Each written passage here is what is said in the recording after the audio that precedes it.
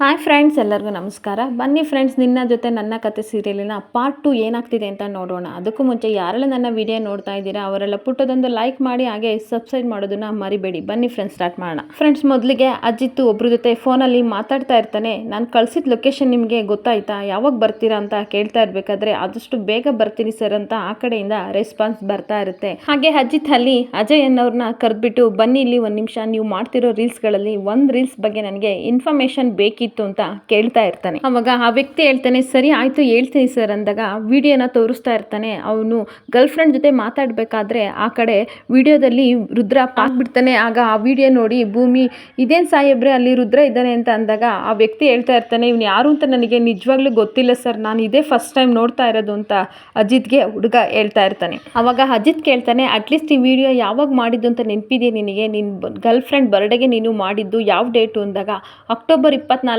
ಬೆಳಗ್ಗೆ 9 ಗಂಟೆಲಿ ಮಾಡಿದ್ದು ಸರ್ ಅಂತ ಹೇಳಿದಾಗ ಆಶ್ಚರ್ಯವಾಗಿ ಅಜಿತ್ ಹಾಗೆ ಹುಡುಗನ ನೋಡ್ತಾ ಇರ್ತಾನೆ. ಅವಾಗ ಭೂಮಿ ಹೇಳ್ತಾಳೆ, ಸಾಹೇಬ್ರೆ ನಮ್ಮಪ್ಪ ಸತ್ತಿದ್ದು ಅದೇ ಡೇಟ್ ಅಂತ ಅಂದಾಗ ಆ ಹುಡುಗಂಗೆ ಫುಲ್ಲು ಟೆನ್ಷನ್ ಆಗುತ್ತೆ. ಆಗ ಆ ಹುಡುಗ ಅಜಯ್ ಹೇಳ್ತಾ ಇರ್ತಾನೆ, ಮಂಡ್ಯದಲ್ಲೇ ಆ ಕೊಲೆ ಎಲ್ಲರಿಗೂ ಸಹ ಗೊತ್ತಿದೆ ಯಾವ ಥರ ಆಗಿದೆ ಅಂತ, ಆದರೆ ಆ ವಿಷಯಕ್ಕೂ ನನಗೂ ಸಂಬಂಧ ಇಲ್ಲ ಸರ್, ನಿಜವಾಗ್ಲೂ ನನಗೆ ಆ ವ್ಯಕ್ತಿ ಯಾರು ಅಂತಲೂ ಗೊತ್ತಿಲ್ಲ, ನನ್ನ ಬಿಟ್ಬಿಡಿ ಅಂತ ಅಜಿತ್ ಕಾಲು ಹಿಡ್ಕೋತಾ ಇರ್ತಾನೆ. ಅವಾಗ ಅಜಿತ್, ಸರಿ ಆಯ್ತು ಬಿಡು, ಆಯ್ತು ಹೋಗು, ಆದರೆ ನಾನು ಕರೆದಾಗ ನೀನು ಬರಲೇಬೇಕು ಅಂತ ಹೇಳಿ ಆ ಹುಡುಗನ ಕಳಿಸ್ತಾನೆ. ಆಮೇಲೆ ಅಜಿತ್ ಭೂಮಿಗೆ ಹೇಳ್ತಾ ಇರ್ತಾನೆ, ಅಕ್ಟೋಬರ್ 24 ನಿಮ್ಮ ತಂದೆ ಕೊಲೆ ಆದ್ಮೇಲೆ ನಾನು ಭದ್ರನ್ನ ನಿನ್ನ ಹೇಳಿಕೆ ಮೇಲೆ ನಾನು ಸಸ್ಪೆಕ್ಟ್ ಅಂತ ಅವನನ್ನ ಹಿಡ್ದಾಕಿದೀವಿ ಅಂತ ಹೇಳ್ತಾ ಇರ್ತಾನೆ. ಆದ್ರೆ ಭದ್ರನ್ ಹೇಳಿಕೆ ಪ್ರಕಾರ ಅವನು ಅಕ್ಟೋಬರ್ 24ನೇ ತಾರೀಕು ನಾನು ಊರಲ್ಲೇ ಇಲ್ಲ ಸರ್ ಅಂತ ಹೇಳ್ತಾ ಇದ್ದಾನೆ. ಆದ್ರೆ ನಿಮ್ಮ ತಂದೆ ಕೊಲೆಯ ದಿನನೇ ಭದ್ರ ಅಕ್ಕಪಕ್ಕ ಅಲ್ಲಿ ಸುಳಿದಾಡ್ದಿದ್ದು ಸುಳಿವು ನಮಗೆ ಸಿಕ್ಕಿದೆ ಅಂತ ಹೇಳ್ತಾ ಇರ್ತಾನೆ. ಈ ಸುಳಿವು ಎಲ್ಲ ನೋಡಿದ್ಮೇಲೆ 100% ಭದ್ರ ಈ ಕೊಲೆಗೆ ಸಿಕ್ಕಾಕೋತಾನೆ. ಇದ್ರಲ್ಲಿ ಅವ್ನ ಕೈವಾಡ ಇದೆ ಅಂತ ನಮಗೆ ಗೊತ್ತಾಗಿದೆ ಅಂತ ಹೇಳ್ತಾ ಇರ್ಬೇಕಾದ್ರೆ ಭೂಮಿಗೆ ಖುಷಿಯಾಗಿ, ಹೌದಾ ಸಾಹೇಬ್ರೆ, ಹಾಗಾದ್ರೆ ಈ ಕೇಸಿಂದ ನಮ್ಮಮ್ಮ ಬಿಡುಗಡೆ ಆಗ್ತಾರಾ, ಅವರಿಗೆ ಮುಕ್ತಿ ಸಿಗುತ್ತಾ ಅಂತ ಖುಷಿಯಾಗಿ ಕಣ್ಣೀರು ಹಾಕೊಂಡು ಕೇಳ್ತಾ ಇರ್ತಾಳೆ. ಡೆಫಿನೆಟ್ಲಿ ಸಿಗುತ್ತೆ ಅಂತ ಅಜಿತ್ ಹೇಳ್ತಾ ಇರ್ತಾನೆ. ಅವಾಗ ಭೂಮಿಗೂ ಸಹ ಸ್ವಲ್ಪ ಸಮಾಧಾನ ಆಗುತ್ತೆ. ಇನ್ನೊಂದ್ ಕಡೆ ಶ್ರವಣ್ ಮನೇಲಿ ಟೆನ್ಷನ್ ಇಂದ ರೂಮಲ್ಲಿ ಓಡಾಡ್ತಾ ಇರ್ತಾನೆ. ಅಲ್ಲಿಗೆ ಮನಸ್ವಿನಿ ಬರ್ತಾಳೆ. ಬಂದ್ಬಿಟ್ಟು, ಅಪ್ಪ ಏನಾಯ್ತಪ್ಪ, DNA ಟೆಸ್ಟ್ ಅಲ್ಲಿ ಸಹ ನಿಮ್ಮ ಮಗಳು ಅಂತ ನನ್ನ ಪ್ರೂವ್ ಆಗಿದೆಯಲ್ಲ ಅಂದಮೇಲೆ ಟೆನ್ಷನ್ ಯಾಕೆ ಅಂದಾಗ, ಏನ್ ಮಾಡ್ಲಮ್ಮ, ಅಜಿತ್ ನಂಬ್ತೇ ಇಲ್ಲ, ಅದಕ್ಕೆ ನನಗೆ ಬೇಜಾರಾಗ್ತಿದೆ.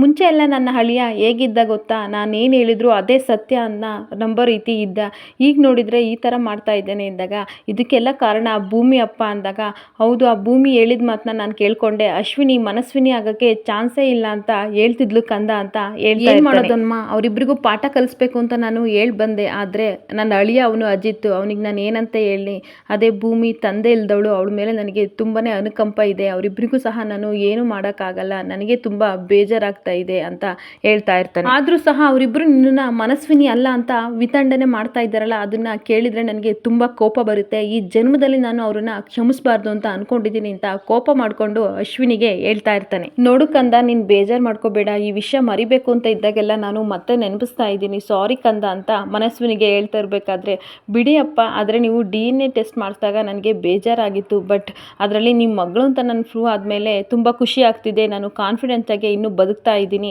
ಅಜಿತ್ ಮತ್ತು ಭೂಮಿ ಏನಂದ್ರೂ ಸಹ ನಾನು ತಲೆ ಕೆಡಿಸ್ಕೊಡಲ್ಲ ಅಪ್ಪ ಅಂತ ಹೇಳ್ತಿರ್ಬೇಕಾದ್ರೆ, ನನಗೂ ಅದೇ ಬೇಕು ಮಗಳೇ, ನೀನು ಈ ಥರನೇ ಬದುಕಬೇಕು ಆಯಿತಾ, ಸ್ವಲ್ಪ ನಾನು ಹೊರಗಡೆ ಹೋಗಿ ಬರ್ತೀನಿ, ನೀನು ಹುಷಾರಂತ ಹೇಳ್ಬಿಟ್ಟು ಶ್ರವಣ್ ಹೊರಗಡೆ ಹೋಗೋಕೆ ಹೊರಟಿರ್ತಾನೆ. ಈ ಕಡೆ ಮನಸ್ವಿನಿಗೆ ದೇವ್ಯಾನಿ ಕಾಲ್ ಮಾಡ್ತಾಳೆ. ಕಾಲ್ ಮಾಡಿದಾಗ ಶ್ರವಣ್ ಹೇಗಿದ್ದೇನೆ ಅಂತ ಕೇಳಿದಾಗ, ಏನಂತಲ ಹೇಳಿ ಮೇಡಮ್, ನಾನು ಒಂದು ಕಡೆ ನನ್ನ ಮಗಳು ಅಂತ ಸೈನ್ಸು ಪ್ರೂವ್ ಮಾಡಿದೆ ಅಂತ ಒಂದು ಕಡೆ ಖುಷಿ ಪಡ್ತಾನೆ, ಇನ್ನೊಂದು ಕಡೆ ಆದರೆ ಅಜಿತ್ ಮತ್ತು ಭೂಮಿ ಒಪ್ಕೋತಾ ಇಲ್ವಲ್ಲ ಅಂತ ಸಂಕಟನೂ ಪಡ್ತಾನೆ. ಒಟ್ಟಾರೆ ಎತ್ತು ಮಗಳು ಇನ್ನೂ ಸಹ ಯಾರು ಸಹ ನಂಬ್ತಾ ಇಲ್ವಲ್ಲ ನನ್ನ ಮಗಳನ್ನ ಅಂತ ವಿಲವಿಲ ಅಂತ ಒದ್ದಾಡ್ತಾ ಇದ್ದಾನೆ. ಆದರೆ ಅಜಿತ್ ಮತ್ತೆ ಭೂಮಿ ಮೇಲೆ ತುಂಬ ಸಿಕ್ಕಾಬಟ್ಟೆ ಕೋಪ ಮಾತ್ರ ಖಂಡಿತ ಇದೆ ಅಂತ ಹೇಳ್ತಾ ಇರ್ತಾಳೆ. ಆಗ ದೇವ್ಯಾನಿ ಹೇಳ್ತಾಳೆ, ಇದನ್ನೇ ನಾವು ಅಡ್ವಾಂಟೇಜ್ ಆಗಿ ತಗೋಬೇಕು ಅಂದಾಗ, ಏನು ಹೇಳ್ತಾ ಇದ್ದೀರಾ ಮೇಡಮ್ ಅಂತ ಮನಸ್ವಿನಿ ಕೇಳ್ತಾ ಇರಬೇಕಾದ್ರೆ, ಶ್ರವಣ್ ಲಾ ಕೂಡ ಸಹ ಓದಿದ್ದಾನೆ, ಅವನು ತನ್ನ ಮಗಳು ವಿರುದ್ಧವೇ ಅವನು ಹೋರಾಡಬೇಕು, ಅವರು ಪರವಾಗಿ ಅವನು ಮಾತಾಡಬಾರ್ದು, ಆಪೋಸಿಟ್ ಆಗಿ ಅವನು ಮಾತಾಡಬೇಕು, ಆ ರೀತಿ ನಾವು ಅವನನ್ನ ಎತ್ತಿಡಬೇಕು ಅಂತ ಹೇಳ್ತಾ ಇರ್ತಾಳೆ. ಆಗ ಮನಸ್ವಿನಿ ಹೇಳ್ತಾಳೆ, ಓಹೋ ಆ ಭಾಗ್ಯಮ್ಮ ಹಾಗಾದ್ರೆ ಜೈಲಿಗೆ ಹೋಗಿದ್ಲಲ್ಲ, ವೀರಣ್ಣ ಸತ್ತೋಗಿದ್ನಲ್ಲ, ಅದ್ರ ಕೇಸ್ ವಿರುದ್ಧ ಹೋರಾಡಬೇಕು ಅಂತ ಹೇಳ್ತಾ ಇದ್ದೀರಾ, ಅಪೋಸಿಟ್ ಆಗಿ ಭೂಮಿಗೆ ನಿಲ್ತ್ಕೋಬೇಕು ಅಂತ ಹೇಳ್ತಾ ಇದ್ದೀರಲ್ವಾ ಅಂದಾಗ, ನೀನು ಜಾಣೆ ಹುಡುಗಿ ಆಯಿತಾ, ನಿನ್ನಿಂದ ನಾನು ಅದನ್ನೇ ನಿರೀಕ್ಷೆ ಮಾಡೋದು, ನೀನು ಸಹ ನಾನು ಅದನ್ನೇ ಕೇಳ್ತಾ ಇರೋದು ಅಂತ ನಿನಗೆ ಗೊತ್ತು, ಆದಷ್ಟು ಬೇಗ ಕೆಲಸ ಮುಗಿಸಿ ಕಾಲ್ ಮಾಡು ಅಂತ ದೇವ್ಯಾನಿ ಮನಸ್ವಿಗೆ ಹೇಳಿ ಕಟ್ ಮಾಡ್ತಾಳೆ. ಇನ್ನೊಂದು ಕಡೆ ಕತ್ಲೆ ಆಗಿರುತ್ತೆ, ಅಜ್ಜಿ ನೀರು ಕುಡಿಬೇಕು ಅಂತ ಅನಿಸಿರುತ್ತೆ ಅಂತ ಬಾಟಲ್ ತೊಗೊಬಿಟ್ಟು ಕಿಚನ್ಗೆ ನೀರು ತುಂಬ್ಕೊಳ್ಳೋಕ್ಕೆ ಅಂತ ಬರ್ತಾ ಇರ್ತಾಳೆ. ಆದರೆ ಅಜಿತ್ ರೂಮಲ್ಲಿ ಲೈಟು ಆನ್ ಆಗಿರುತ್ತೆ. ಅದನ್ನು ನೋಡಿಬಿಟ್ಟು ಏನು ಇಷ್ಟೊತ್ತಾದರೂ ಅಜಿತ್ ರೂಮಲ್ಲಿ ಲೈಟ್ ಆನ್ ಆಗಿದೆಯಲ್ಲ, ಹಾಗಾದರೆ ಈ ಚಾಡಿ ಚುಕ್ಕಿ ಏನೋ ಹೇಳ್ತಾ ಇರ್ಬೋದು ನನ್ನ ಮೊಮ್ಮಗನಿಗೆ. ಇನ್ನೂ ಫಾರಿನ್ಗೆ ಹೋಗಿದ್ರು ಸಹ ಅಂಜನ ಮೇಲೆ ಅವಳಿಗೆ ಇನ್ನೂ ಸಮಾಧಾನ ಆಗಿಲ್ಲ ಅಂತ ಅನಿಸುತ್ತೆ. ಬೆಳಗ್ಗೆ ಬೇರೆ ನಾನು ಲಕ್ಷ್ಮಿನ ಬೈದಿದ್ದಕ್ಕೆ ಉಪ್ಪು ಖಾರ ಹಾಕಿ ನನ್ನ ಮೊಮ್ಮಗನಿಗೆ ಏನೇನೋ ಚಾಡಿ ಹೇಳ್ತಾ ಇರ್ಬೋದು. ನಾನು ರೆಡ್ ಹ್ಯಾಂಡಾಗೆ ನಾನು ಹಿಡಿತೀನಿ ಅಂದ್ಬಿಟ್ಟು ಅಜಿತ್ ರೂಮ್ಗೆ ಕದ್ದು ಕೇಳಿಸ್ಕೊಳ್ಳೋಕೆ ಅಂತ ಅಜ್ಜಿ ಹೋಗ್ತಾ ಇರ್ತಾಳೆ. ಅಜ್ಜಿ ರೂಮಿಗೆ ಬಂದು ಕದ್ದು ಕೇಳಿಸ್ಕೊತಿರ್ಬೇಕಾದ್ರೆ ಈ ಕಡೆ ಅಜಿತ್ ಮತ್ತೆ ಭೂಮಿ ಇಬ್ರು ಸಹ ರೊಮ್ಯಾನ್ಸ್ ಮಾಡ್ತಾ ಇರ್ತಾರೆ. ಅಲ್ಲ ಚಿನ್ನ, ದಿನದ 24 ಗಂಟೆ ನಾನು ಅರ್ಧ ದಿನ ಸ್ಟೇಷನಲ್ಲೇ ಕಳಿತೀನಿ, ಇನ್ನರ್ಧ ದಿನ ಕೆಲಸ ಅಂತ ಬ್ಯುಸಿ ಆಗಿರ್ತೀನಿ, ನೀನು ಸಹ ಕೈಗೆ ಸಿಗಲ್ಲ ಕಿಚನ್ನಲ್ಲಿ ಅಥವಾ ಹಾಲಲ್ಲಿ ರೊಮ್ಯಾನ್ಸ್ ಮಾಡೋಣ ಅಂದರೆ ಅಜ್ಜಿ ಇರ್ತಾರೆ. ಅವರಿಗೆ ತುಂಬ ಬೇಜಾರಾಗುತ್ತೆ. ನನಗೆ ಅಜ್ಜಿ ಅಂದರೆ ತುಂಬ ಇಷ್ಟ, ಅವ್ರ ಮುಂದೆ ನಾನು ರೊಮ್ಯಾನ್ಸ್ ಮಾಡೋಕ್ಕಾಗಲ್ಲ, ಅಟ್ಲೀಸ್ಟ್ ಇಲ್ಲಾದರೂ ಮಾಡೋಣ ಅಂತ ಬಂದರೆ ಯಾವಾಗಲೂ ಸಹ ನೀನು ಮಲ್ಗೆ ಇರ್ತೀಯ, ಮಲಗಿದ್ರೂ ಸಹ ನೀನು ತುಂಬ ಮುದ್ದಾಗಿ ಕಾಣ್ತೀಯ ಚಿನ್ನ ಅಂತ ಅಜ್ಜಿ ಬಂದಿರೋದನ್ನ ಅವನು ನೋಡಿಬಿಟ್ಟು ಹಾಗೆ ರೊಮ್ಯಾನ್ಸ್ ಮಾಡೋ ರೀತಿ ನಾಟಕ ಮಾಡ್ತಾ ಇರ್ತಾನೆ. ಅಜ್ಜಿ ಇದೆಲ್ಲ ನನ್ನ ಕರ್ಮ ನೋಡ್ತಾ ಇದ್ದೀನಿಲ್ಲ ಅಂತ ತಲೆ ಕೆಚ್ಕೋತಾ ಇರ್ತಾರೆ. ಅವಾಗ ಅಜಿತ್ ಹೇಳ್ತಾನೆ, ಐ ಲವ್ ಯು ಚಿನ್ನ ಅಂದಾಗ ಎಷ್ಟು ಸಲ ಹೇಳ್ತಿದ್ದಾರೆ, ಆಲ್ರೆಡಿ 100 ಸಲ ಆಯಿತು ಅಂದಾಗ ಇನ್ನೊಂದು ಸಲ ಹೇಳು ಭೂಮಿ ಅಂದಾಗ ಐ ಲವ್ ಯು ಟು ಅಂತ ಹೇಳ್ತಾ ಇರ್ತಾಳೆ. ಸರಿ ಆಯಿತು ಅಂದ್ಬಿಟ್ಟು ಮುತ್ತು ಕೊಡೋಕ್ಕೆ ಅಂತ ಹೋಗ್ತಾ ಇರ್ತಾನೆ. ಅಷ್ಟೊತ್ತಿಗೆ ಅಜ್ಜಿ ನೋಡಿಬಿಟ್ಟು ನನ್ನ ಕರ್ಮ ಅಂತ ಮತ್ತೆ ತಲೆ ಕೆಚ್ಕೊಂಡು ಹೋಗ್ತಾ ಇರ್ತಾರೆ. ಅವಾಗ ಅಜ್ಜಿತ್ತು ಉಸಿರು ಬಿಟ್ಬಿಟ್ಟು ಹಬ್ಬ ಸದ್ಯ ಏನೂ ಪ್ರಾಬ್ಲಮ್ ಆಗಲಿಲ್ಲ ಅಂತಾನೆ.